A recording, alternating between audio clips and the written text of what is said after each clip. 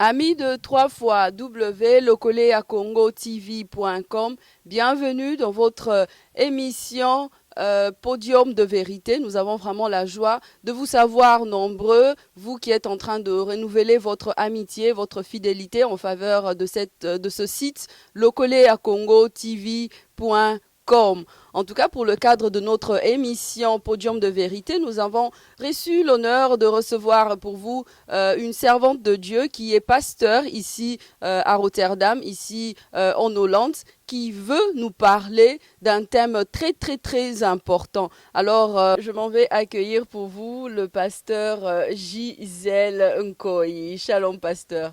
Shalom, Maman Julie. Vraiment, nous sommes dans la joie de vous accueillir sur Locolé à Congo TV. Et moi, je me rappelle le pasteur Gisèle, aujourd'hui pasteur, mais moi, je l'ai connu à travers une émission sur une chaîne ici de la Hollande.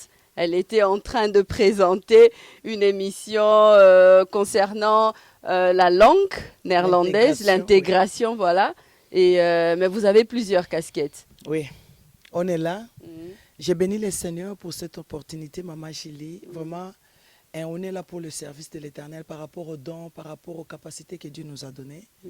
Et c'est vrai que beaucoup de gens me connaissent. Il y a, par rapport aux émissions qu'on a fait passer ici en Hollande, par rapport à... J'ai fait aussi une fois journaliste et là, nous sommes au service de l'Éternel, là où Dieu nous attendait. Vraiment. Et c'était un grand parcours pour en arriver ici. Est-ce que c'est un parcours qui vous a pris beaucoup de temps pour devenir pasteur vous savez, il y a des réalités dans la vie. On est né avec une mission sur la terre. Là, je retourne un peu dans la Bible pour voir la vie de Jérémie. Dieu dira, je te connais dans le ventre de ta maman. Et là, le Seigneur nous connaissait depuis que nous étions dans les ventres de nos mamans. Mais pour moi, au fait, c'était quelque chose que je refusais. Parce que toute ma vie, j'ai servi le Seigneur auprès des hommes de Dieu. Et je connaissais et je connais aussi la responsabilité qui est dans ce que nous faisons. Et je refusais toujours. Je refusais, je ne voulais pas. Je voulais toujours être là pour soutenir les hommes de Dieu. Mais tout homme qui m'approchait, qui me disait, non, toi, si tu as quelque chose de Dieu, tu dois le faire. Je refusais, je fuyais.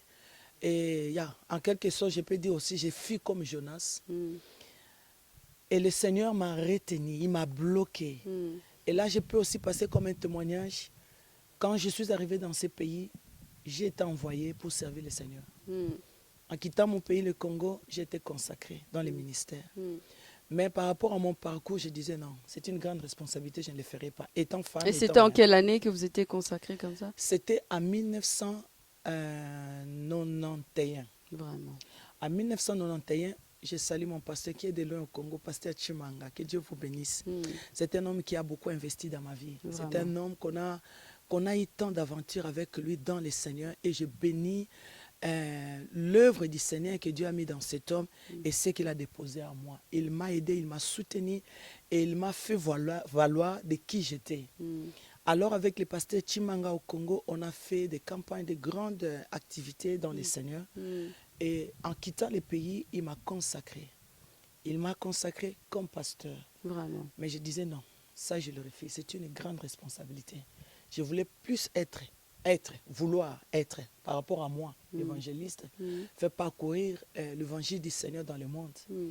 Et c'était difficile. Là, on va encore prendre du temps. Vraiment, parce que c'est vraiment un grand parcours de vie du 1980, vous avez dit 91? Voilà. Donc 91, comme on le dit en français, oui. Amen. Et quand je suis arrivé, je suis avec le pasteur Dari, que tout le monde le connaît, mon papa aussi, que j'aime beaucoup. Et avec lui, le pasteur Tati, on a servi aussi le Seigneur ensemble au Nigeria. Et arrivé ici, Dieu m'a amené aussi dans une église Dieu vivant, auprès de l'homme de Dieu, pasteur Pierre Roger, que je salue aussi en passant. Et avec lui, on a fait encore de grandes choses, que tout le monde le connaisse, ici à Rotterdam, en Hollande. Et par rapport à ce parcours, comme je refusais, je me suis investi dans un ministère qu'on appelait Femmes pour Christ. Ok. Et j'ai dit au Seigneur, c'est là où je vais m'investir. Mais ce n'était pas ça la volonté de Dieu. Et Dieu m'a capturé. Et il m'a vraiment coincé. 11 ans sans séjour. Et chaque jour, je discutais avec le Seigneur. Une fois, je suis allé quelque part, c'était dans une conférence de Blancs, un prophète qui ne me connaissait pas, qui venait d'Angleterre. Après tant de prophéties que je savais, cet homme-là m'a dit, toi, le Seigneur t'appelle au ministère, tu dois le servir, tu dois encadrer. J'avais dit, ça, je refuse parce que je suis allé chercher le Seigneur pour autre chose. Vraiment. Et là, j'entends autre chose. Comme quoi, on ne peut jamais passer à côté de l'appel de Dieu. Mais déjà, comment est-ce que vous vivez cette vie de pasteur? Vous êtes leader dans votre église ou vous servez Dieu auprès de votre mari? Et je suis pasteur. Non, je n'aime pas dire c'est mon visionnaire, parce que le visionnaire, c'est lui-même Dieu. Mais je suis au service de l'Éternel parce que c'est au travers de moi que Dieu m'a dit de faire ce que nous sommes en train de faire. Et ensemble aussi avec mon mari, parce que quand Dieu m'a appelé, mon mari était païen. Ok. J'étais salé, chérie. Mon mari était vraiment loin du Seigneur. C'est un homme que Dieu a aimé, Dieu a choisi, mais il était loin du Seigneur. Alors j'ai dit aussi au Seigneur, j'ai dit, Seigneur, je ne peux pas te servir aussi longtemps que mon mari n'est pas prêt. Parce que vous étiez consacré avant de vous marier ou après? On était déjà mariés. Moi, je suis marié en 1985. Ok. On est ensemble avec mon mari. Wow. On a 5 enfants et grands-parents de 2 petits-enfants. Bientôt, 3e qui arrive. Vraiment, vous êtes bénis. Gloire au Seigneur. Mais vraiment, on aimerait bien savoir comment est-ce que vous gérez votre vie de mère. C'est vrai que peut-être qu'on aura une autre occasion d'en parler parce qu'aujourd'hui, vous avez apporté un autre message. Mais comment est-ce que vous gérez votre vie de mère et en même temps pasteur à l'église? Comment ça se passe? Parce que nous savons généralement, il peut y avoir un frère qui vous appelle au milieu de la nuit. Pasteur Gisèle, venez prier pour moi. Entre-temps, vous avez votre mari à la maison. Entre-temps, vous êtes maman. Comment est-ce que vous gérez cela en quelques minutes? Dans la Bible, je me réfère à Déborah. La Bible dit Déborah était femme en Israël. Il était prophétesse.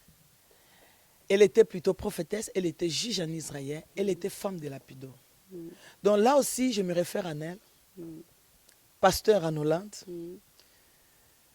Épouse de M. Francoy. Et Maman m'a pas fonctionnaire. ça. Maman m'a pas ça. Maman m'a même. pas sa mère de jumelles. Et fonctionnaire Oui, à la mairie de Rotterdam. vraiment. C'est pas facile. C'est pas Plusieurs facile. casquettes en tout cas, C'est pour pas ne pas dire plusieurs foulards. C'est pas facile, c'est pas facile, mais c'est que je bénis le Seigneur quand il donne la vision, il donne la provision. Le Seigneur t'équipe. Et le Seigneur m'a équipé dans tout le casquette, comme vous venez de le dire, Maman Julie. Au travail, il me donne la force, il me donne la sagesse, il me donne l'intelligence. À la maison, comme une mère, c'est vrai. Quand vous allez poser la question à mes enfants, ils diront, oui, maman, elle est toujours dehors, dehors, dehors, dehors, dehors. Mais je suis là aussi pour mes enfants. Mon mari aussi peut vous dire, elle est toujours dehors, dehors, mais je suis là aussi pour elle. Vraiment. Parce qu'on a 5 enfants avec elle. Et jusque-là, on est. Et si vous me posez la question, Maman Julie, comment vous faites? Je dirais que la grâce. Vraiment. Que la grâce du Seigneur. Alors pour aujourd'hui, vous nous avez emmené un message qui est intitulé Mon message de cet après-midi est intitulé « Le temple essuyé ». Quel temple? Le temple d'abord, qui est nos corps, et le temple qui est notre église, ou nos églises Est-ce que essuyées. Est-ce que vous pouvez être un peu plus clair parce que vous êtes pasteur à l'église et généralement on dit que l'église est le temple du Christ et vous dites que le temple est essuyé. Essayez un peu de nous expliquer. Je suis pasteur et j'ai servi le Seigneur auprès de beaucoup de hommes de Dieu. Je suis dans l'œuvre du Seigneur. Cela me fait depuis 86, quand j'ai eu mon premier fils Gaylor. C'est là que je me suis investi dans l'œuvre du Seigneur. Mais pour ceux qui me connaissent, ce n'est pas aujourd'hui. J'ai grandi dans l'église catholique. J'ai servi le Seigneur dans l'église catholique. Étant jeune fille, j'étais à l'Écodim, j'encadrais les jeunes. Et quand il y avait l'équipe des Anouarites, j'ai fait Yameka, parce que c'est nous qui sommes les premiers qui ont commencé cette groupe là de Kizito et Anouarit. Et moi, j'ai fait Yameka. Okay. Et là, on encadrait aussi les jeunes. Et en 1986, il y avait déjà le mouvement du réveil. Mais c'est en 1986 que je me suis introduit dans les églises de réveil. Et là, j'ai reçu le Seigneur Jésus comme Seigneur et Sauveur. Mon baptême a eu beaucoup de temps parce que j'étais convaincu que j'étais baptisé à l'église catholique. Mais quand le Saint-Esprit m'a convaincu d'être baptisé, parce que le baptême, c'est le baptême de l'immersion. Et là, vous n'étiez pas rebaptisé, mais vous étiez enfin baptisé parce que généralement... Enfin, j'étais baptisé. Et c'est depuis 1986, c'est lui qui m'a vu. C'est cette personne-là qui a reconnu qui j'étais. Et j'étais à ses côtés, une dame aussi, Maman Magui. Il y a Magui qu'on appelait à l'époque une grande servante de l'Éternel, une prophétesse. C'est avec elle. Donc depuis 1986, je suis dans le ministère. Et quand je vois aujourd'hui l'église, non, l'église est souillée. Vraiment. Et qu'est-ce qui fait que l'église soit souillée? L'église est souillée par rapport à des réalités. Vous savez, le Dieu que nous servons, il est saint. Les gens disent qu'il est 3 fois saint. Non, il n'est pas 3 fois saint. Il est éternellement saint. Hier, il était saint. Aujourd'hui, il est saint. Et demain, il est saint. De l'éternité à l'éternité, il sera saint. C'est ça qui montre le 3 temps. Donc, il n'y a plus de sainteté à l'église. À l'église, les gens ne glorifient pas le Seigneur comme il faut le glorifier. Peut-être qu'ils ne reçoivent pas, ils ne sont pas, on les encadre pas, on les apprend pas comment est-ce qu'il faut glorifier le Seigneur. Le problème, oui, c'est pas le problème. Je vais prendre 2 volets. Vous savez, l'encadrement, il faut l'aimer. Il faut l'aimer, il faut chercher, il faut vouloir. Nous sommes venus dans ce monde, un monde qui est vaste, ne connaissant rien. On doit être curieux à savoir qui est le créateur de ce monde. Comment je suis là? Pourquoi je suis là? La personne doit chercher à se connaître et à connaître son créateur. Et ça, c'est la responsabilité des humains. Parce que Dieu a fait sa part et l'homme aussi a sa part. Et par rapport à cette réalité, notre Dieu, nous qui avons découvert qui est le créateur, nous ne le glorifions pas comme il le faut. Et là, je vais amener d'autres gens dans les livres de Romains. Aujourd'hui, on n'a pas le temps de lire ces versets. Romains chapitre 1er, si nous allons à partir du verset 12. La Bible même dit que ces choses sont inexcusables. Mais il ne les point glorifié comme Dieu. Et qu'est-ce qui fait cela, maman Gisèle? Dieu mérite le respect. Dieu mérite l'honneur. Et le problème est quoi aujourd'hui? Quand nous venons au Seigneur, nous venons pour recevoir quelque chose. Non, nous avons déjà reçu. Nous avons déjà reçu. Quand nous sommes nés, Dieu a déjà mis une provision dans nos vies. Voilà. Mais le problème est quoi? Quand aujourd'hui les gens acceptent le Seigneur Jésus comme Seigneur et Sauveur, ils croient qu'en venant dans le Seigneur, vous allez recevoir le mariage. Non. Quand je suis né, je suis sorti de quelque part. Nous retournons dans la Genèse. La femme était dans l'homme. Ève était dans Adam. Donc, comme je suis né une femme, j'ai un mari qui est à moi que le Seigneur a déjà préparé. Mais ce que je veux faire, c'est rester dans la présence de celui qui m'a créé pour qu'il amène celui qui a été destiné comme mon mari. Le travail, Dieu a dit, il nous a bénis de toutes les bénédictions célestes. Je n'ai pas à m'inquiéter. Et voilà pourquoi la Bible nous dit de chercher premièrement le royaume des cieux et sa justice, et tout le reste nous sera donné par-dessus.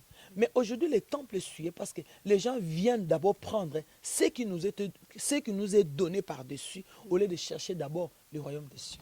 Oui, mais après, ils viennent prendre des choses, ça ne suit en rien Dieu. Si moi, je viens demander à Dieu de me donner mon pain quotidien, comme Jésus nous a demandé de le demander dans la prière de notre Père, en quoi est-ce que je suis le Cela temple? n'est pas mauvais, mais maintenant, il faut commencer à glorifier le Seigneur. Mais quand nous entrons maintenant dans l'église, la gloire ne revient plus à l'Éternel. Et là, nous allons lire un verset. Là, vous allez comprendre mon message.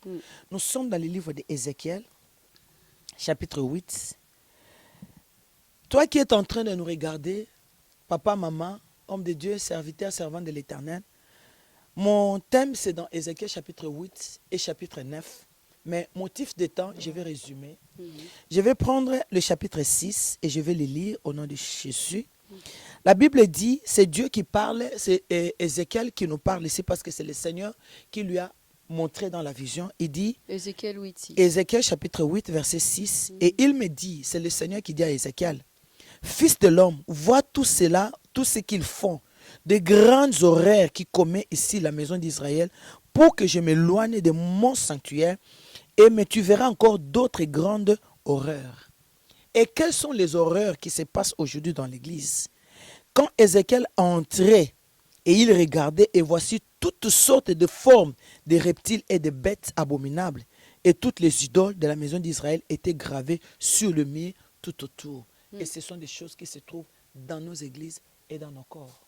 Les gens ont introduit des reptiles. Les gens qui ont introduit des reptiles, des animaux abominables.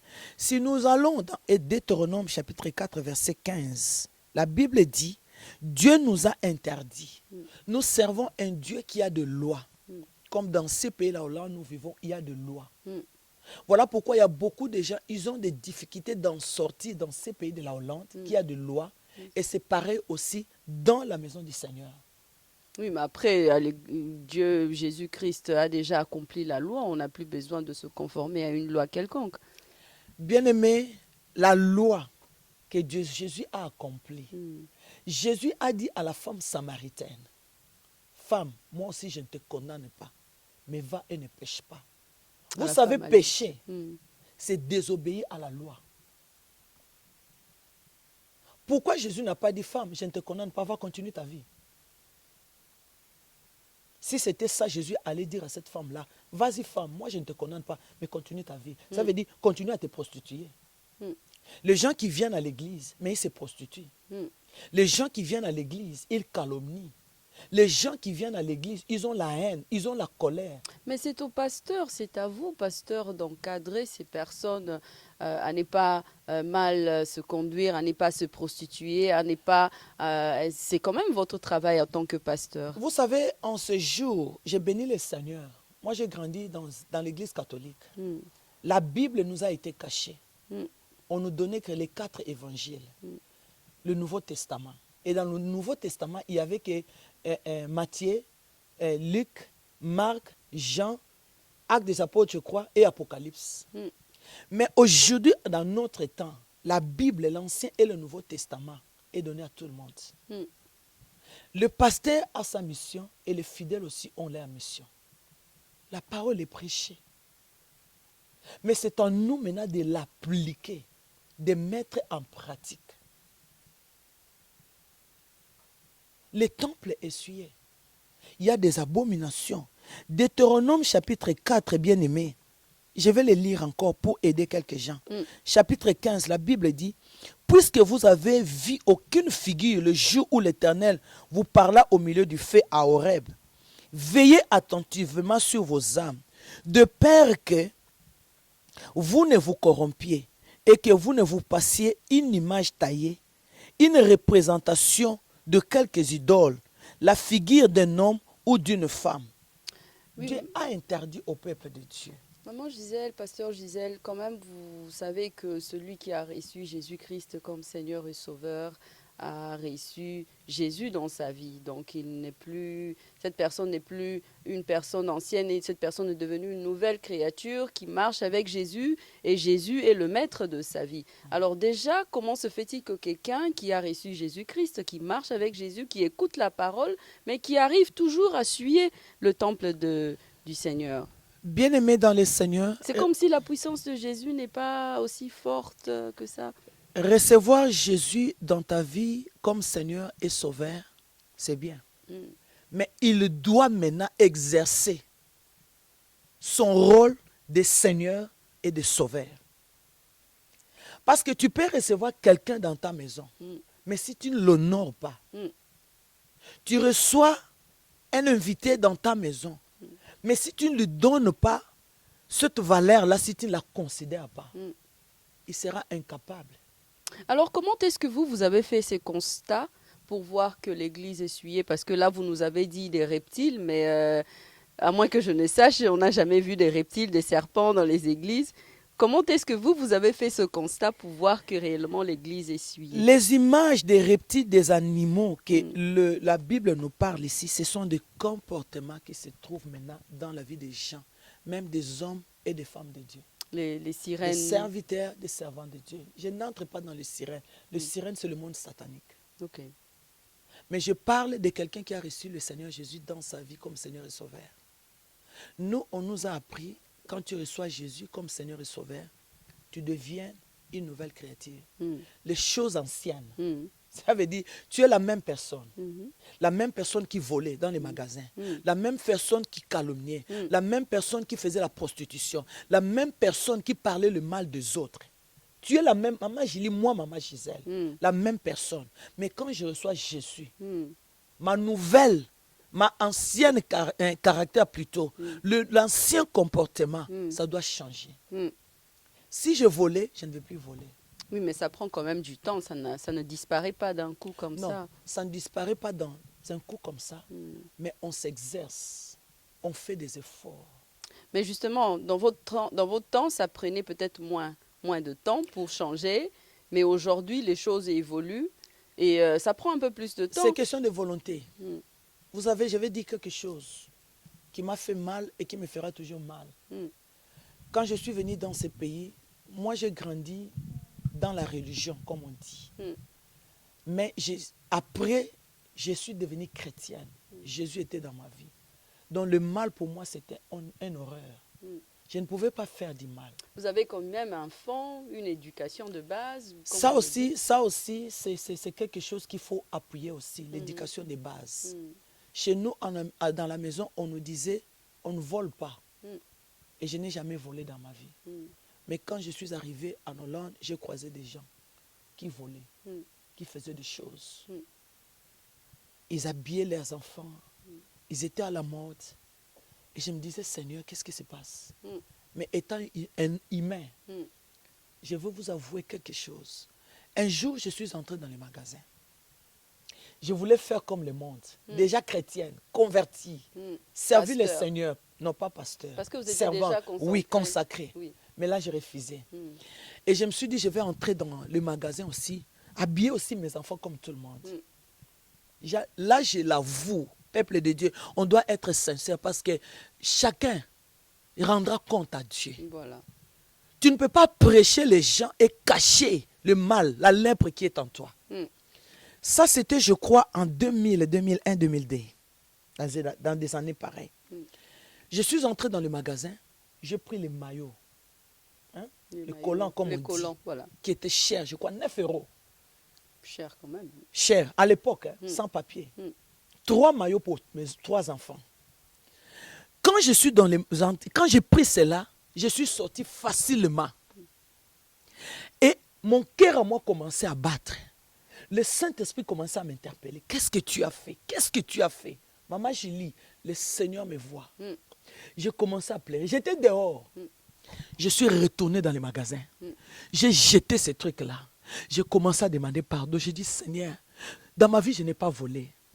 Mais j'ai aidé les gens à voler. Je couvrais les gens à voler. Il y a une sœur, une servante, elle me voit, elle me connaît. Je la couvrais pour voler. Mais quand je marchais avec elle, je la disais, il faut arrêter ces choses. Elle allait dans l'église. Voilà pourquoi j'ai dit les temples essuyés. Elle allait à l'église, mais elle volait. Alors, pasteur Gisèle, qu'est-ce qui va faire alors qu'une personne soit réellement changée, qu'il soit réellement repenti et converti? La conversion, la repentance, c'est la décision personnelle. L'enfant prodigue, elle a dit à son père, papa, donne-moi ma richesse, je vais aller. Il est parti. Il est parti. Les choses qu'il a fait, la vie qu'il a vécue, la Bible dit, étant entré en lui-même. La repentance, c'est la décision personnelle. Bien-aimé, entre en soi. Ne cherche pas des pasteurs. Ne cherche ni à gauche ni à droite. La Bible même dit dans ce livre d'Ézéchiel, Dieu dit à Ézéchiel, il dit, vas-y, voici 70 hommes, des anciens de la maison d'Israël, au milieu desquels était Yazania, fils de Shaphat, se tenaient devant ses idoles, chacun lançant à la main, et il élevait un épais nuage de la sang. Et au verset 12, il dit, fils de l'homme, vois ce que font dans les ténèbres les anciens de la maison d'Israël, chacun dans sa chambre, plein de figuiers, dans la chambre, dans ton intérieur, les choses abominables. Les hommes de Dieu commettent des adultères. Un homme de Dieu est pasteur, mais il couche avec des fidèles dans l'église. Donc il ne s'est jamais converti. Est-ce que c'est normal? Dans ce cas, il ne s'est jamais converti ou il est possédé? Non. Dans ce genre de cas, qu'est-ce qu'il faut dire? Parce que ça aussi, ça demande la délivrance. Si vous êtes arrivé à devenir pasteur, c'est que vous avez quand même eu un parcours avec Dieu. Et à un moment, vous commettez des graves erreurs comme ça, c'est que... Ça demande la délivrance. Voilà pourquoi je dis entre en soi. Et cherche la délivrance. Et la délivrance, ça peut aussi être personnel. La Bible nous dit aussi, maman Gisèle, que Jésus-Christ a dit qu'il est avantageux que je m'en aille et pour que le Saint-Esprit vienne. C'est le Saint-Esprit qui va convaincre du péché. Est-ce que ces gens n'ont jamais eu peut-être une rencontre, n'ont jamais eu expérimenté la puissance du Saint-Esprit dans leur vie? C'est pourquoi ils sont en train de demeurer dans ce péché. J'aime la personne du Saint-Esprit. Un ami idéal. Tu sais, quand tu as une relation avec le Saint-Esprit, il va te convaincre. Comme ce jour-là dans les magasins. Le Saint-Esprit m'a convaincu que ce que tu fais n'est pas bien. Et je suis rentré, j'ai retourné le maillot. Vous savez ce que Dieu m'a fait? Le même jour, c'était un samedi, je ne peux jamais oublier. Je suis allé au marché. Et j'ai trouvé un papa qui vendait des maillots. Très beau, très beau. Je lui ai posé la question, j'ai dit, mais où Dieu coste à l'heure penti. Il me dit, non, mais il faut vraiment aller, tu es héros. Donc, pour faire la traduction, vous avez demandé aux messieurs combien ça coûtait les maillots. Les maillots. Il me dit, c'était 11 maillots. 11 maillots. Pour il 2 me dit, euros. Donne-moi 2 euros. C'est comme si je n'écoutais pas. C'est comme si je ne comprenais pas. Et il me dit, mais il faut baigner d'offre. J'ai dit, hein, est-ce que vous êtes sourd? Et quand il a entendu mon accent, il voulait maintenant m'expliquer en français. 11 maillots à 2 euros. Il y a une dame blanche, Maria Van de Graaf, elle connaît l'histoire, je l'ai rencontrée. Elle me dit, donne-moi 2 euros. Elle a pris, lui, le monsieur plutôt, il a pris le 2 euros qu'il avait dans ses mains. Il dit, rêve my dit. J'ai pris les 2 euros, je lui ai donné. Il a pris 11 maillots, il a mis dans les sachets. Alors que vous auriez volé un maillot. J'aurais voulu voler 3 maillots, 3 seulement. Mais le Seigneur m'a récompensé avec 11 maillots. Vraiment. Quand tu as une relation avec le Saint-Esprit, il va te convaincre quand tu pêches. Donc justement, ces personnes qui sont en train de suyer le temple pour revenir dans votre contexte, ne sont peut-être pas sous le Saint-Esprit, ne sont pas conduits par le Saint-Esprit. L'Esprit de Dieu n'habite pas en eux. Sur 2 volets. Sur 2 volets.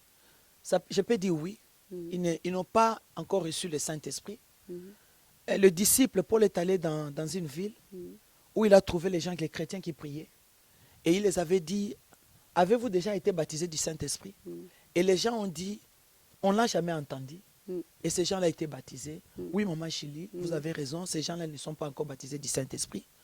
Ou, en d'autres termes, ils peuvent avoir reçu le Saint-Esprit, mais ils n'ont pas une bonne relation, ou bien ils ne sont pas obéissants à la voix. Parce que la voix du Saint-Esprit, c'est une voix douce. Le Saint-Esprit est douce. Il est tellement doux. Quand il te parle avec une tendresse, parce qu'il veut t'aider de ne pas aller en enfer. Voilà. Et si tu n'es pas attentive, la personne, à écouter cette voix douce qui te parle, tu vas louper à la bénédiction. Vraiment. Et qu'est-ce qu'il faut faire maintenant pour toutes ces personnes qui sont en train de suyer l'église, qui sont en train de suyer le temple? Déjà, vous avez dit que vous parliez du temple qui est l'église, bâtiment, ou vous parliez du temple en tant que corps du Christ? Quand on parle du temple, je parle du corps du Christ, je parle de la personne. Parce que le temple, c'est le bâtiment. Mais Dieu ne viendra pas juger les bâtiments. Dieu viendra juger les humains. L'homme qu'il a créé à son image et à sa ressemblance. Et ce sont des choses qui me font toujours mal. Et je dis dans mes prédications, je refuse que ce jour-là, le Seigneur me dit, mauvaise servante. Je vais être compté parmi les bons et fidèles servantes et serviteurs. Des mauvais, ils ont marché dans l'iniquité. Hommes de Dieu, serviteurs et servants de Dieu, ne crois pas que si Dieu t'a établi pasteur, prophète, évangéliste, docteur, apôtre, dans le ministère que tu peux te trouver, que tu as déjà reçu le salut. Non. C'est un travail, c'est une mission que Dieu t'a donnée et tu dois l'accomplir comme il faut. Sinon, en ce jour-là, tu vas te retrouver en enfer. Les chrétiens en enfer, les pasteurs en enfer.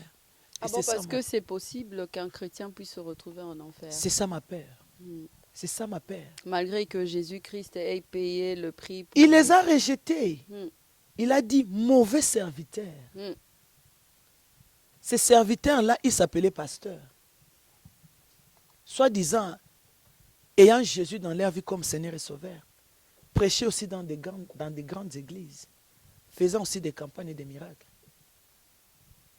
Mais est-ce qu'on l'avait fait au nom de Jésus? Ou bien c'était pour notre intérêt? Alors, en tout cas, maman Gisèle, pasteur Gisèle, c'est que vous êtes en train de nous dire est vraiment très capital. Mais nous sommes en train de courir derrière le temps. J'aimerais quand même en quelques mots que vous puissiez aider les personnes qui sont en train de nous suivre. Comment reconnaître les personnes qui sont en train de suyer le temple? Comment est-ce qu'il faut les reconnaître? Parce que je pense qu'il faudrait quand même qu'ils puissent être conduits, aidés, afin qu'ils puissent arrêter de suyer le temple. Déjà, pour les aider, il faut le reconnaître. Comment est-ce qu'on peut reconnaître ces personnes qui suivent le temple? Nous allons lire la parole du Seigneur. Et pour reconnaître ces gens-là, ce n'est pas difficile. C'est tellement facile pour reconnaître ces gens-là. Nous sommes dans les livres de Galates. C'est là où nous allons lire plutôt la parole du Seigneur. Et ça va aider beaucoup de choses. Alléluia. Et on nous parle de fruits de l'esprit. Mais pour aider ces gens-là, pour que tu te retrouves, toi qui es en train de suyer ton corps qui est le temple du Saint-Esprit, la Bible dit, « Or, les œuvres de la chair sont évidentes, c'est-à-dire l'inconduite, l'impureté, débauche, idolâtrie, magie, hostilité, discorde, jalousie, fureur, rivalité, division, des partis pris, l'envie, l'ivrognerie, l'orgie et ces choses-là, ce sont des choses qui font que ton corps, qui est le temple du Saint-Esprit, est souillé. Et si tu te retrouves dans ces choses-là, peuple de Dieu, chers frères et sœurs, mes amis, ma famille, c'est le temps de nous repentir. Parce que la colère de Dieu est là. Si nous retournons encore dans Ézéchiel, parce que c'est là où est notre base. Ézéchiel chapitre 9, c'est là où nous allons dire, la jalousie de l'Éternel est déjà dans la ville. Ézéchiel chapitre 9, verset 5. Lisons à la maison Ézéchiel chapitre 8 et chapitre 9. Mais dans le verset 5, et la Bible dit, « Et mes oreilles a dit aux autres, prenez derrière lui dans la ville, passez plutôt derrière lui dans la ville et frappez. Que votre œil soit sans pitié et n'isez pas des ménagements. Tuez jusqu'à l'extermination, vieillards, jeunes hommes, vierges, enfants et femmes, mais laissez hors d'atteinte quiconque aura sur lui la marque. » Cela veut dire, celui qui a le Saint-Esprit, celui qui a Jésus dans sa vie comme Seigneur et Sauveur, celui qui a mis Jésus, celui qui considère Jésus dans sa vie comme son Seigneur et comme son Sauveur, c'est celui-là qui sera épargné. Mais celui-là qui vit dans la débauche, dans l'ivrognerie, dans la jalousie, la colère, l'animosité, des choses pareilles, bien aimé, là ton temple est essuyé. Merci beaucoup, pasteur Gisèle. Une dernière question. Comment est-ce que vous, en tant que pasteur, vous traitez dans votre église toutes ces personnes qui sont en train de suyer l'église? J'ai toujours eu l'amour avec ces gens-là, toutes ces personnes-là. Et vous savez, moi, dans mon église, si quelqu'un vient, même si les gens me disent, que cette personne est prostituée, cette personne est débauchée, cette personne est ivrogne, je l'approche au trône de la grâce. Je peux même lui donner le travail. Fais cette œuvre, chante à l'église. Mais en même temps, elle suit la Mais je personne continue suit à lui dire, répands-toi. Parce que pour d'autres gens, la repentance, c'est le processus. Ça prend du temps, avec l'amour. Mais si tu résistes, toi-même, tu vas fuir. On ne se moque pas de Dieu. On ne se moque pas de Dieu. Dieu voit tout, Dieu sait tout. Si tu as cette volonté-là de te repentir, Dieu va t'élever. Nous aussi, on a passé par là. Nous ne sommes pas nés saintes. Et jusque-là, on n'est même pas saintes. Mais on s'efforce, comme l'apôtre Paul a dit. Je force des choses que je fais. Mon corps là, je l'assujettis. Vraiment. Donc il faut assujettir ton corps. Vraiment. Pour ne pas que ce jour-là, tu sois frappé de la mort. Vraiment, le temple essuyé, tel est le message que pasteur Gina nous a, pardon, pasteur Gisèle, excusez-moi, pasteur Gisèle nous a emmené aujourd'hui pour réveiller notre attention, pour réveiller l'attention des conducteurs, pour réveiller l'attention des frères et des sœurs en Christ, de savoir que si vous êtes dans le Seigneur, marchez selon que le Saint-Esprit est en train de vous le demander, mais surtout, veillez à ce que votre corps-esprit ne puisse pas être souillé. Pasteur Gisèle, est-ce que vous avez encore quelque chose à ajouter par rapport à ce que vous venez de nous dire? Par rapport à ce que je viens de dire, peuple de Dieu, Dieu est amour, Dieu est compatissant, il est lent en la colère, il est riche en bonté. Toi qui vas écouter ce message, le temps était donné. Peut-être c'est une occasion pour toi de te repentir là où tu es. Abandonne le mal. Sers Jésus comme Seigneur et Sauveur. Le peuple de Rotterdam, je vous dis d'abandonner le mal. Nous vivons dans un monde, dans un temps où le monde est en train de faire des abominations. Mais Jésus revient bientôt. Il revient bientôt. Et ce jour-là, je ne veux pas que tu ailles en enfer. Je veux que ce jour-là, tu puisses vivre la vie éternelle. Le paradis que nous lisons dans la Bible, le jardin d'Éden, moi j'ai envie de le voir. Je ne veux pas faire de mon Dieu un menteur. Parce qu'il a dit, il nous a réservé une place. Jésus est à la droite du Dieu le Père, il intercède pour nous. Et toi aussi, sois conscient de ta vie. Ne perds pas ta vie parce que ta vie a de la valeur auprès d'un homme, auprès de Dieu. Il a donné son fils. Il a sacrifié son fils, son unique. Il a donné pour que toi tu sois sauvé. La Bible nous dit dans le livre des Romains que lorsque nous étions encore de pécheurs, Dieu a manifesté son amour. Lorsque nous étions encore de pécheurs, Christ était mort pour nous. Toi qui pêches aujourd'hui, Jésus est là. Viens. Accepte-le comme Seigneur. Accepte-le comme Sauveur. Il va te sauver. En tout cas. Donc, quelles sont les choses vraiment qui sont flagrantes que les personnes qu'on peut facilement retrouver, qui sont réellement en train de détruire ou de souiller les temples? C'est vrai, il y a des choses qui sont vraiment visibles à voir. La débauche dans l'église. L'impudicité dans l'église. Un homme qui chante. Un homme qui sert Dieu, mais il est impudique. Avoir 2, 3 femmes en cachette. L'ivrognerie. C'est vrai que les gens qui prennent l'alcool, des fois, ils vont discuter sur ce verset, mais venez, on va en parler. Et le Saint-Esprit va vous convaincre. La jalousie, les querelles, des calomnies. Ce sont des choses qui se passent dans l'église, dans la vie des chrétiens. Et ce sont des choses courantes. Et ce sont des abominations qui se passent, que Dieu voit comme abominations. Et voilà pourquoi je voulais interpeller la conscience de tout un chacun. Abandonne le mal. Abandonne le péché. Dieu n'aime pas le péché. Abandonne. Vraiment. Merci beaucoup. Le mot de la fin, en tout cas. Vraiment, je bénis le Seigneur pour cette opportunité. Beaucoup de fois, on a eu des rendez-vous, on n'a pas eu d'occasion. Mais comme j'avais dit tout à l'heure à Maman Chili, le temps appartient à l'Éternel.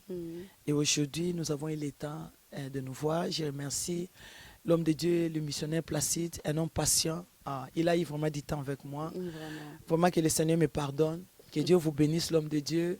Le missionnaire Placide de Jésus, Maman Chili, vous aussi. Merci beaucoup. Je vous regarde dans vos émissions, une femme douée, une femme capable. Merci beaucoup. Prophète Jocelyn, vous êtes béni avec une femme. Vraiment, il faut bien l'encadrer. Chaque jour, elle doit avoir des cadeaux. Vraiment, promets-moi, l'homme de Dieu, le prophète Jocelyn, vous êtes béni avec une femme aussi bénie dans le corps de Christ. Avoir aussi une telle femme qui a un grand cœur, une femme. J'aime Maman Chili. Je la voyais de loin, mais c'est une femme douce, une femme polie, une femme respectueuse et qui respecte aussi des aînés. Parce qu'aujourd'hui, le droit d'aînesse est bafoué. Mais en elle, je vois vraiment, elle a tant de qualités. Vraiment. Je ne veux pas beaucoup la flatter. Vraiment, en tout cas. Elle est bénie, on est en direct. Elle est bénie. Vraiment, nous sommes bénis. Oui, vraiment. Oui, vraiment, Papa Placide, vraiment, vous êtes béni. Et tout à l'heure, on va en parler. Et j'ai béni aussi l'église Gloire et Salut, les membres de Gloire et Salut, mes papas, Papa Richard, Papa Aaron, Papa Jackie, et mes papas, vous tous là, Papa Daïto, mes mamans, Maman Bibiche, Maman Nana, Maman Lydia. Vos jumelles. Et mes jumelles, mes enfants, Gelo, Jonathan, Sarah Priska Evie. Et je salue aussi en passant mes beaux-fils et mes belles-filles. Je vous aime beaucoup. Mes petits-enfants, trop de bisous, je vous aime. Et j'ai béni aussi, je salue l'église Corps de Christ, les hommes de Dieu, les femmes de Dieu. Vous êtes nombreuses. Mayaya, Maman Nono, que Dieu vous bénisse, je vous aime. Évangéliste China, je vous aime, que le Seigneur vous bénisse. Évangéliste Passy, et tout le monde, je vous aime, je vous aime. Des hommes et des femmes, soyez bénis. Si je ne vous ai pas, je n'ai pas cité vos noms, Maman Chantal dans l'église Gloire et Salut, Maman Afo. Si je vous ai oublié, ne m'en tenez pas rigueur, mais je vous aime. Que le Seigneur bénisse aussi l'église Failli, mon oncle, l'évangéliste José Coco, et tout le monde, le peuple de Gloire, les Faillis, Gloire et Salut, mes enfants de Gloire et Salut, mes papas de Gloire et Salut, mes mamans de Gloire et Salut, je vous aime. Que Dieu vous bénisse. Et sans oublier mon frère Carlos, mon fils est bien aimé, je t'aime. Que Dieu te bénisse, ta femme et tes enfants, que Dieu te bénisse. Vraiment. Amen. Que Dieu vous bénisse, surtout maman Gisèle, pasteur Gisèle. C'était pour nous un honneur de vous recevoir ici sur locoleacongotv.com. Nous avons été vraiment bénis à travers ce message que vous nous avez apporté. Vous qui êtes en train de suer le temple, vous qui avez détruit vos temples, le moment est arrivé, répentez-vous, car le royaume de cieux est proche. Quant à moi, je vous remercie et je vous salue encore et je vous dis à la prochaine. Carlos Kalouza Misapia Pembe, nous ne t'oublions pas pour ce travail merveilleux que tu es en train de faire pour nous. Shalom.